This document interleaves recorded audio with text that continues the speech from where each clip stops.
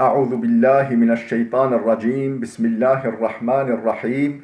Elhamdülillah ve salatu ve selamu ala Resulillah.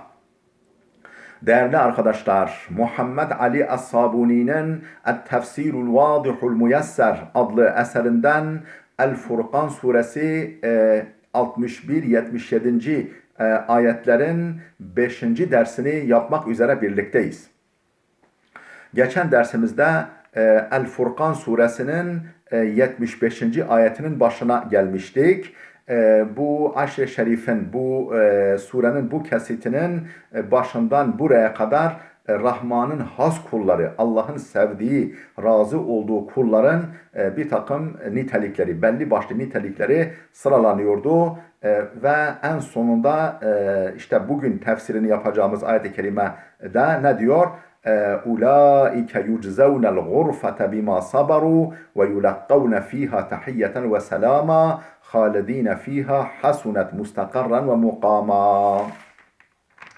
Efendim bu işte Rahman'ın has kullarının alacağı mükafat belirtiliyor.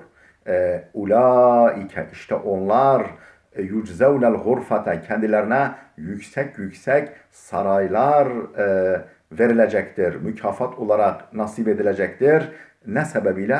Bima sabaru, sabretmeleri sebebiyle. Çünkü bütün o vasıfların korunması, sahip olunması hep sabır işidir. Sabır olmadan o vasıflardan hiçbirisine sahip olunamaz. Sabretmeleri sebebiyle, direnç göstermeleri, sebat etmeleri, kararlılık göstermeleri, yıkılmamaları, ayakta durabilmeleri sebebiyle onlara ulaike yuczevnel gurfata, el gurfa böyle odacık anlamında değil, oda anlamında değil. Yani evlerin, yani sarayların üst kısmı, teras kısmı, yani cennetin yüksek yüksek sarayları, yüksek yüksek mevkileri ile ödüllendirilecekler sabırları sebebiyle. Ve yulakkavne fiha tahiyyeten ve selama, ve cennette o yüksek yüksek mevkilerde, saraylarda tahiyye ile, yani hoş geldinlerle, güzel güzel karşılanışlarla ve selamla karşılanacaklardır. Halidine fiha, onlar orada ebedi kalıcıdırlar. Hasunet mustakarran ve mukama, orası ne güzel karargah, ne güzel ikametgahtır. Hani cehennem kimseler, yani cehenneme girecek, haşa şirk koşan, zina eden, cana kıyan kimselerin cezası anlatılırken saat mustakarran ve mukama denmişti ya, ne kötü karargahtır, ne kötü ikametgahtır cehennem denmişti. Ona mukabil işte bu cennetliklerin o meskeni, o yüksek yüksek saraylar da ebedi kalacaklardır. Ve hasunet mustakarran ve mukama, orası ne güzel karargah ve ikametgahtır deniyordu. Son ayeti de okuyalım. Daha doğrusu son ayeti sonra arz edelim. Şimdi bu kısmın tefsirini yapalım. Ulaike yuczevnel gurfete bima sabaru. Onlar kendilerine yüksek yüksek saraylar verilmekle mükafatlandırılacaklardır. Bima sabaru, sabretmeleri sebebiyle, ve yulakkavne, karşılanacaklardır. Fiha, o cennette, cennetin saraylarında, tahiyyeten, hoş amedilerle, hoş geldinlerle, güzel karşılanışlarla ve selamen, ve selamla karşılanacaklardır. Ey haulâ'il muttasifûne bihâzihi sıfât-ı sâmiye el-hamîdetil celîle humullezîne yenâlûne derecâtil âliyete في جنان الخلد والنعيم ويتلقون يوم القيامة بالتحية والسلام من الملائكة الكرام كما أخبر سبحانه عنهم. Ey yani haulâ'il muttasifûne bihâzihi sıfât-ı sâmiye, bu sami, yani bu yüce sıfatlarla muttasıf, bu yüksek sıfatlarla nitelenmiş olan kimseler, el-hamidetil celîle, bu övgüye layık, bu yüksek karakter ifadesi olan niteliklerle nitelenmiş olan kimseler, humullezîne yenâlûne derecatil âliyete, yüksek derecelere nail olacaklar, erişecekler, kavuşacaklar onlardır.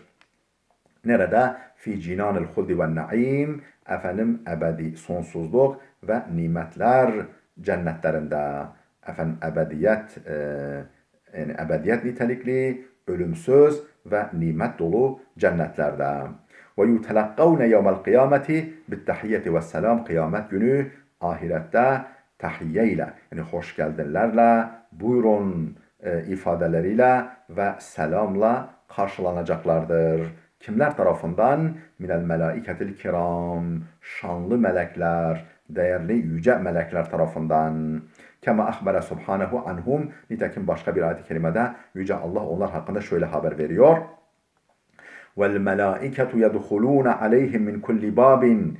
Her kapıdan, yani saraylarının her kapısından melekler yanlarına varırlar. Selamun aleykum. Selam size derler. Bima sabartum. Sabretmeniz dünyadayken sabretmeniz sebebiyle bugün selam size. Fe ni'me ukbeddar. Efendim dünya yurdunun ne güzel sonucudur bu. Eddar. Yani dünya diyarının, dünya yurdunun ne güzel sonucudur bu. Tabi melekler de selamla onları karşılarlar. Ondan sonra ondan meleklerden önce Allah onları selamun kavlen min Rabbir Rahim var ya Yasin suresinde.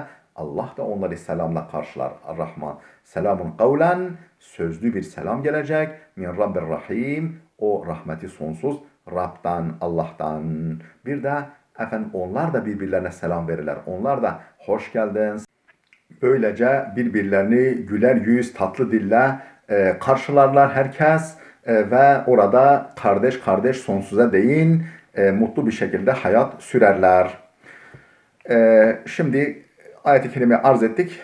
Tefsirini okuyoruz. Vel muradu bil gurfeti fil aya. Ayetteki efendim o gurfe dediğimiz saraylardan maksat ed-derecetul aliyetur rafi'a, yüksek ve yüce derece demektir. A'la menazilil cennet, cennet menzillerinin en yüksekleri demektir. Halidine fiha, onlar orada ebedi kalacaklardır. Hasunet, ne güzeldir. Mustakarran, karargah olarak ve makamen, ikametgah olarak. Ne güzel ikametgah ve ne güzel karargahtır. Karar kılınacak, yerleşilecek ne güzel yerdir orası. Ey halidine fil cennet. La yemutune ve la yuhracune minha. Hasunetil cennetu mevdi'a sekenin ve ikametin. Ey ma ahseneha ve ekremaha. Ey halidine fil cennet. Yani cennete ebedi kalacaklardır. La yemutune, ölmeyeceklerdir. Ve la yuhracune minha, oradan çıkarılmayacaklardır. Hasunetil cennetu, cennet çok güzeldir. Mevdi'a sekenin ve ikametin, efendim mesken ve ikametgah yeri olarak, mesken ve ikametgah olarak. Ey ma ahseneha ve ekremha, yani ne güzel, ne kıymetli, ne değerli bir yerdir orası. Vasafa Teala ibadehul muttakine ellezine adafahum ileyhi idafete tekrimin ve teşrif. Vasafa Teala, Allah Teala nitelemiş, niteliklerini sıralamış. İbadehul muttakin, takva sahibi kullarının ellezine adafahum ileyhi idafete tekrimin ve teşrifin, onurlandırma ve yüceltme yoluyla, yani onurlandırmak ve yüceltmek amaçlı kendisine nispet ettiği İbadur Rahman, Rahman'ın has kulları, benim kullarım dediği ve bununla onları onure etmek ve onları yüceltmek istediği takva sahibi kulları nitelemiş. Fekale anhum, onlar hakkında ne buyurmuş? İbadur Rahman, Rahman'ın kulları demiş. Neyle nitelemiş? Bi aşri hisalin, 10 nitelikle, 10 hasletle. Kulluha fadailu ve mahamidu, hepsi de fazilettir. Hepsi de faziletli ve övülmeye değer niteliklerdir. Mahamid, Mahmud'un çoğuludur. Yani övülmeye değer faziletli, erdem aynası, yani erdem yansıtan niteliklerdir. Vehye, bu nitelikler şunlar. Rahman'ın has kullarının burada sayılan nitelikleri şunlardır.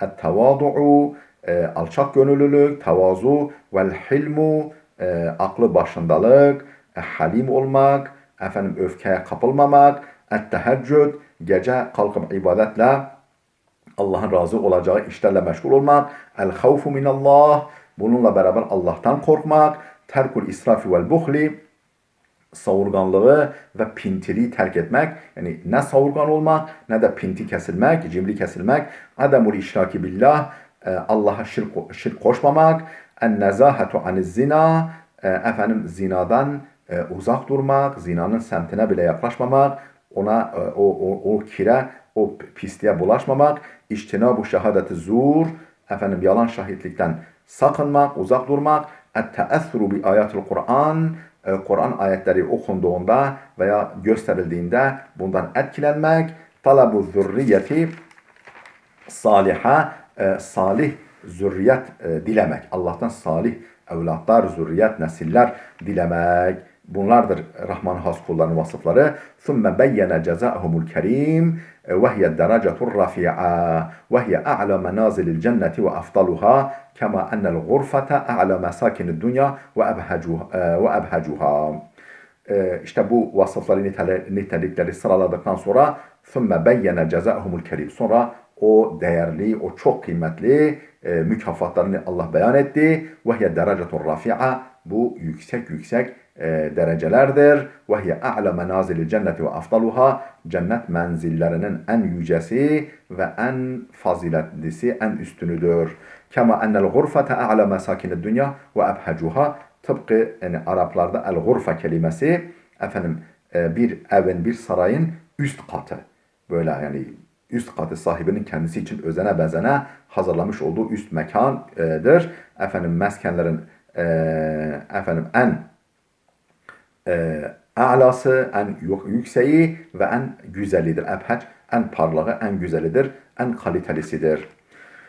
Ve hutime suratul kerimetu bi istignaillahi an halqihi. Yani Sure-i Celile ne ile noktalanıyor? Yüce Allah'ın kullarına ihtiyacının bulunmadığını belirtmekle noktalanıyor. Allah buyuruyor ki benim kullarıma ihtiyacım yoktur. Efendim kul nasıl buyuruyor? Şöyle buyuruluyor. Kul ma ya'ba'u bikum rabbi levla duaukum fakat kezzebtum fesevfe yekunu lizama.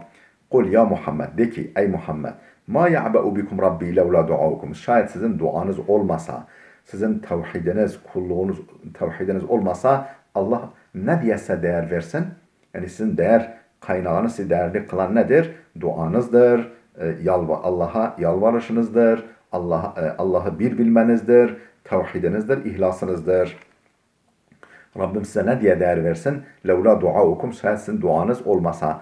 Oysa siz yani sizi değerli kılan bu olmasına rağmen siz öyle mi davrandınız maalesef? Fakat kezzeptum. Siz efendim Allah'ı yalanladınız, peygamberi yalanladınız. Fesevfe yekunu lizama. Bu sizin yakanıza yapışacaktır. Bu tutumunuz önünüze çıkacak ve yakanıza yapışacaktır. Ey kul lehum. Yani de ki onlara ya Muhammed ma yektelisu rabbi bikum, Rabbim size ne diye değer versin ve la yubali bi şa'nikum, sizin durumunuzu ne diye önemsesin, levla duaukum ve ibadetukum lah, ona olan duanız ve ona kulluğunuz olmasa, felevla zalika, şayet bu olmasa, bu dua ve kulluk olmasa, lekuntum vesairul behaimi sevaen, siz ve diğer hayvanat, diğer canlılar eşit olursunuz. Velakinnehu subhanehu şefikun bil ibad, fakat ne var ki Allah kullarına karşı şefkatlidir, merhametlidir.